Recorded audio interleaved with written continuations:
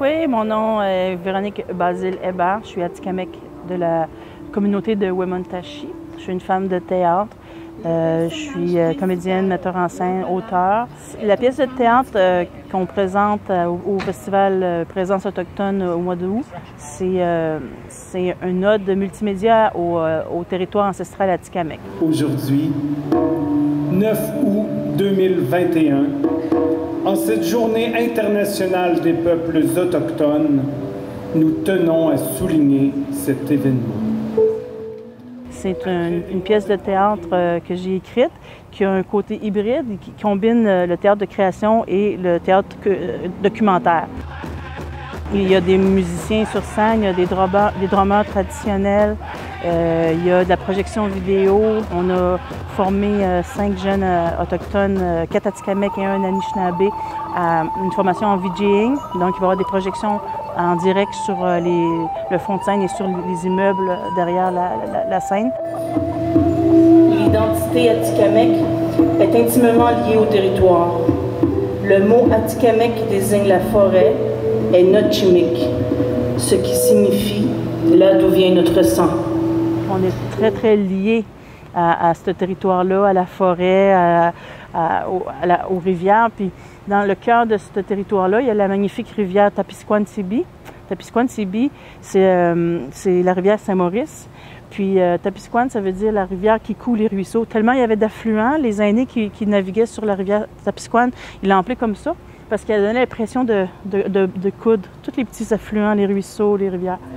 Elle descend des montagnes pour venir se joindre au fleuve Saint-Laurent.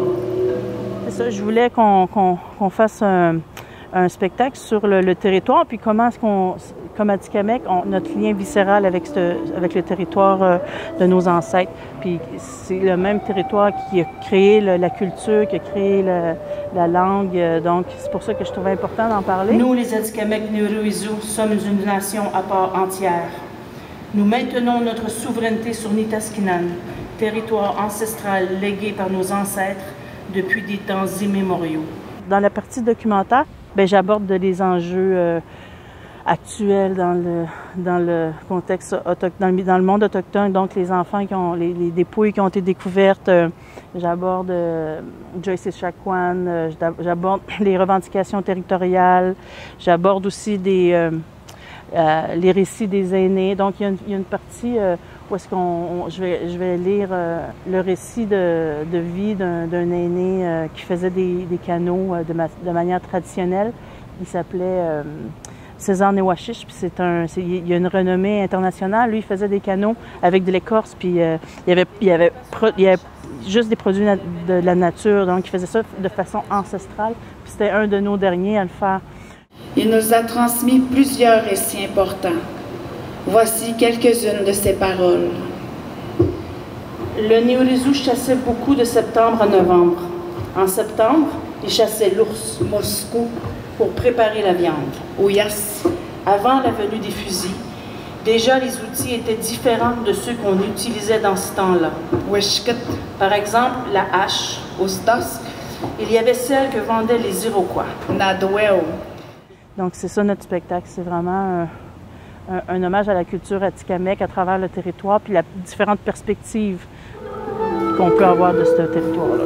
Nous sommes réunis ici pour célébrer notre résilience. Cette pierre représente les 7 grands enseignements des Premières Nations. Humilité, honnêteté, respect, courage, sagesse, vérité et amour. Je m'inspire de l'histoire atikamekw, même que je pourrais dire que la mythologie de laquelle je m'inspire, elle a un côté documentaire parce que c'est une mythologie qui est ancestrale, qui est transmise oralement depuis des générations, depuis des temps immémoriaux. Je pense que la culture atikamekw, elle a quelque chose il y a beaucoup de théâtralité justement dans la façon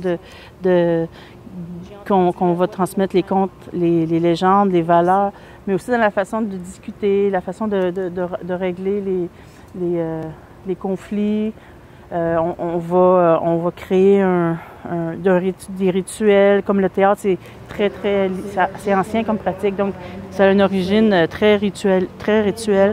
La façon aussi de concevoir le monde, on accepte l'invisible, le mystère, la magie, donc c'est ça quelque part que...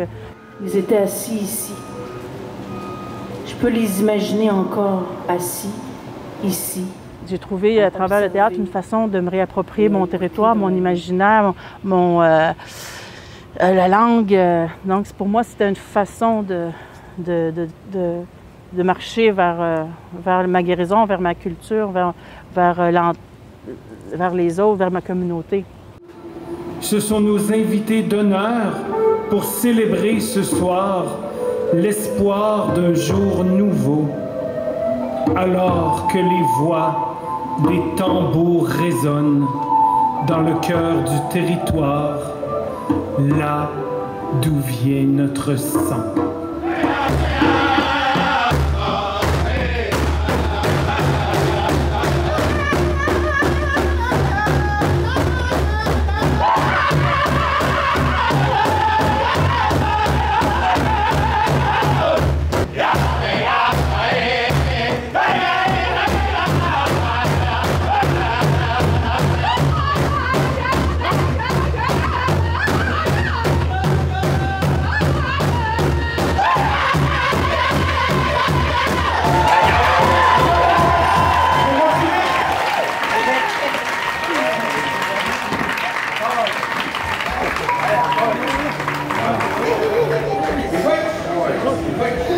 No.